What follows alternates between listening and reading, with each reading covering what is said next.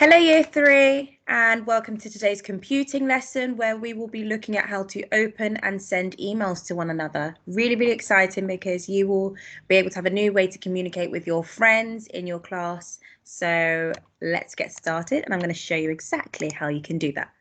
Okay, so this is lesson 2 in computing and we are learning to open and respond to an email. By the end of this lesson, you will be able to open an email and respond to it. You will be able to send emails to other people in the class, and you should be able to use the search option in the address book to find a classmate when sending an email. So, what are emails? We went over this last week and we learnt that emails stands for electronic mail or email. And it's a method of communicating with other people. So it's a type of communication. Emails are messages that contain text, files, images, or other attachments. Today we're just going to be focusing on text and we'll learn how to type messages. We will worry about attachment and images later on. So emails are sent through a network to a specific person or group of people. The network that we are going to be using or domain is Purple Mash. That's what our email network will look like, and that's who we're using. And I'm going to show you that in a second.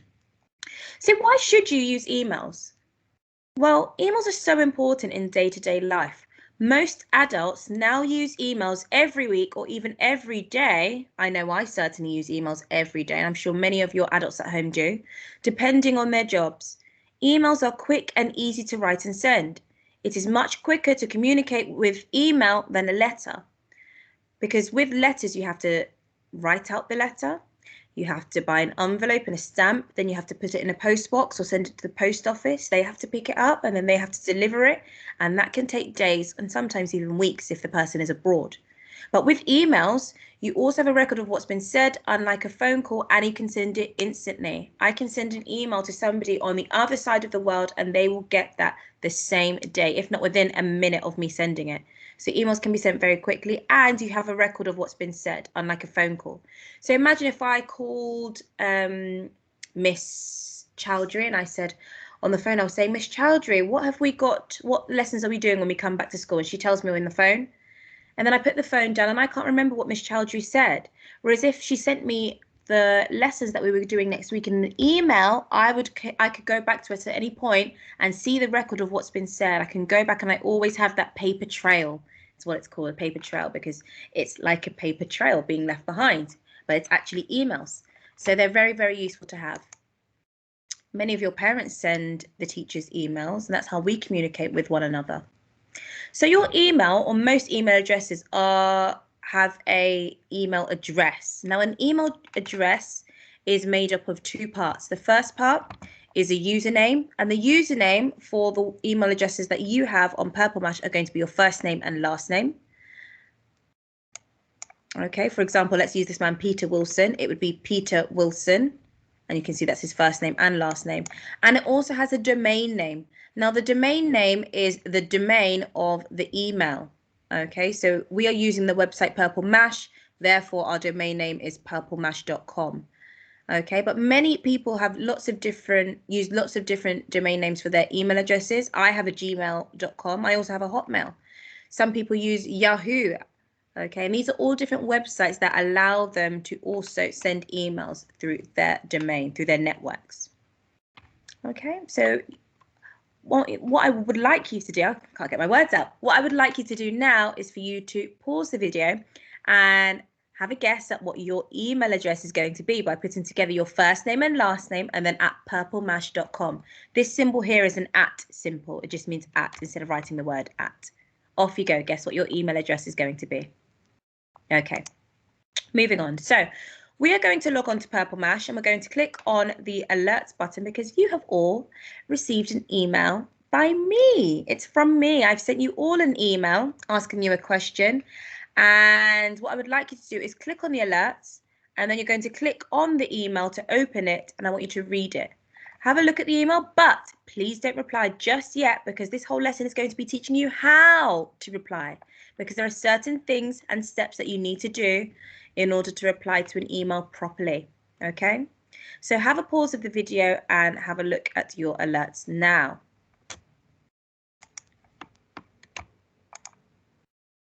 Okay, Right, so hopefully you've done that and you've seen my email asking you a question and maybe you're ready to answer that, or you can at the end of the lesson. So what we're going to do now is we're going to log on to Purple Mash and you're going to click on computing, and you can see computing is here. Once you've clicked on computing, then you need to click on to email, and I'm going to show all of you this in a second. I'm just showing it to you now beforehand.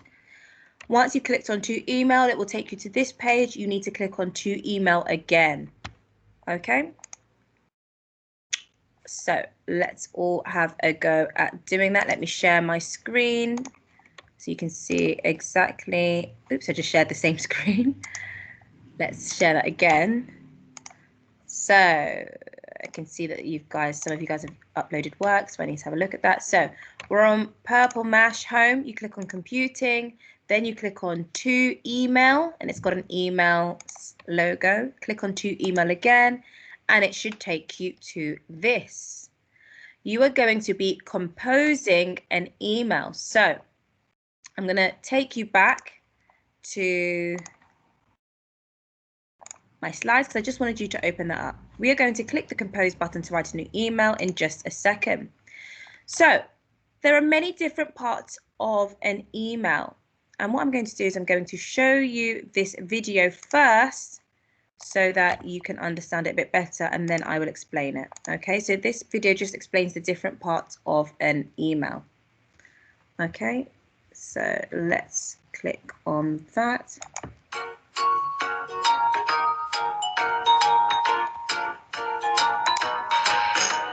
The friendly letter format, which is also used when composing an email, has 5 parts: header, greeting, body, closing, and signature. Though emails may feel more informal than a written letter, it is important to place all of these elements in your email. The header consists of several important parts. Let's look at them individually. Type the recipient's email address next to the box labeled to in the email's header. An email consists of 2 parts, a username and a domain name. Domain names do a lot of things, but in an email, the domain name often indicates who owns the email. It may indicate an organization, such as a school, or a company, such as Google. You will also see a box labeled CC. This stands for carbon copy. It will send a copy of your email to someone else. You may choose to CC someone whom the email concerns, even if it isn't directly to them. BCC stands for blind carbon copy. BCC allows you to secretly send a copy of your email to someone. In this example email, Mom will receive a copy of the email, but Grandma or Aunt Jenna won't know. The final thing you have to add to your header is the email's subject. Please use a descriptive subject so that your recipient knows exactly what your email is about before they open it. The next part of the letter is the greeting. For most letters, Dear is a great choice. However, for more informal letters, other choices like hello could work. Next is the body of your email. This is the main text or the message that you're sending. Next is the closing of the letter. For most occasions, from or sincerely are great choices. However, if you're speaking with a close family member, love also is great.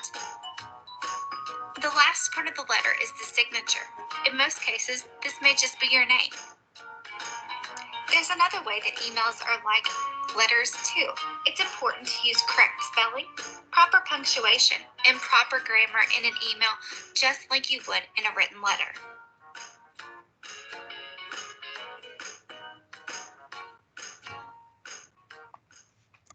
Okay, we're going to stop there.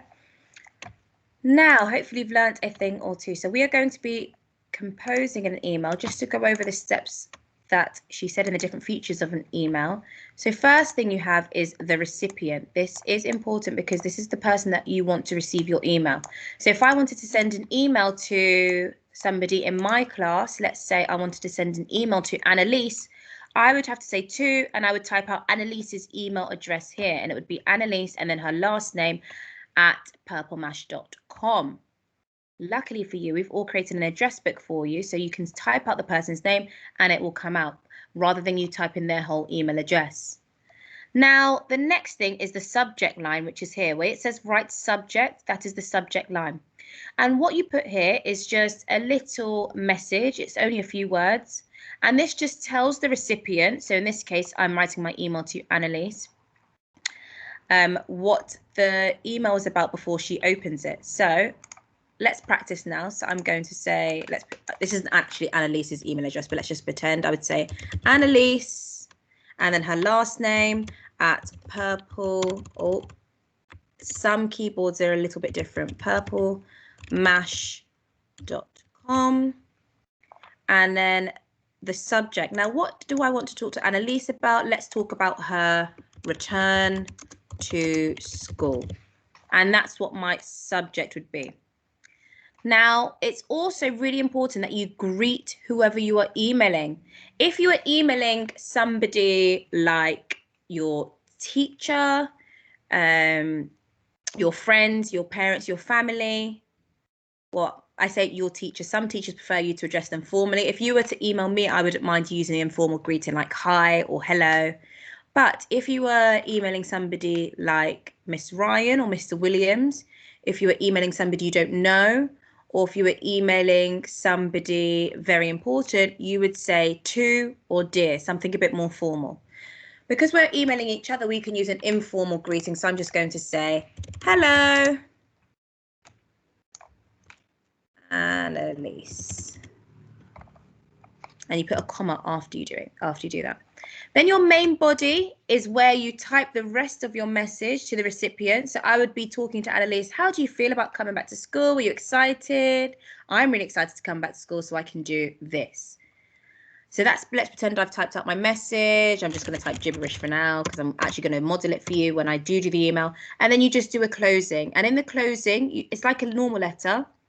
In a normal letter, you would say, lots of love from, or yours sincerely, blah, blah, blah. You end with your name. Here, you also do that for an email. Now, there are certain ways to close an email. I like to say best wishes because that just sounds like I'm wishing them the best. So best wishes, comma, Miss Williams. Depending if you were doing a more formal email to somebody really important, you might say kind regards or regards. Today, because you're just writing to your friends and family, you can just say, not friends and family, you're writing to your friends and classmates. You can say from and your name. Okay, so I'm going to now show you exactly how to model doing an email. And I'm going to send you an email. I'm going to send one person an email. In fact, I might send a few of you an email. Let's have a look. So to repeat the steps again, I'm going to go to compose. If I wanted to read emails that have already been sent to me, I can click on my inbox. My inbox are messages that have come in. So look, Miss Williams. Oh, Miss Williams has sent me an email. And I can see it's from Miss Williams to Miss Williams, from Miss Williams. I wrote myself an email. And the subject is how to send an email. It says, hello, Miss Williams. I'm writing this email as an example email for year 3. They are learning about emails and will practice opening and sending emails to other people in their class. I hope this is helpful, from Miss Williams. Oh, who knew? Well, thank you, Miss Williams, for that email. I'll reply to her later.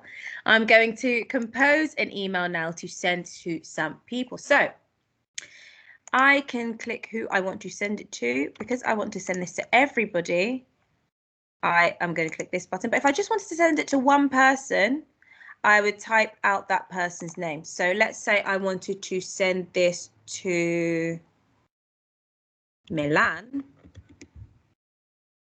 In Mandela class, I would click on Milan and type out her name, and then it would come up. If I wanted to carbon copy, that means if I wanted to send this email to somebody else, I can also type in their name, but I just want to send it to Milan. And for this email, I'm just going to, remember your subject line is what you are writing this email about. It just gives a very brief synopsis so that if Milan was to open her emails and she didn't actually want to open my email, she could see what the email was about and then decide, is it important for me to read and reply to this email now, or can I wait till later when I have some more free time? And I'm going to email Milan about her times tables. So I've just put times tables in the subject line. And then I'm going to type up my message. I'm going to say, hello, Milan, comma. And the first line is just going to be me explaining why I'm writing this email. I am writing this email to see if you have been practicing your 6 times tables, full stop. Another question. Have you been practicing them? Question mark. If so, comma, how is it going? Do you use times table Rockstar to help you? Mark. This red squiggly line comes up if it's not a real word, or if you spelt it wrong, but don't worry, I haven't. How do we help you?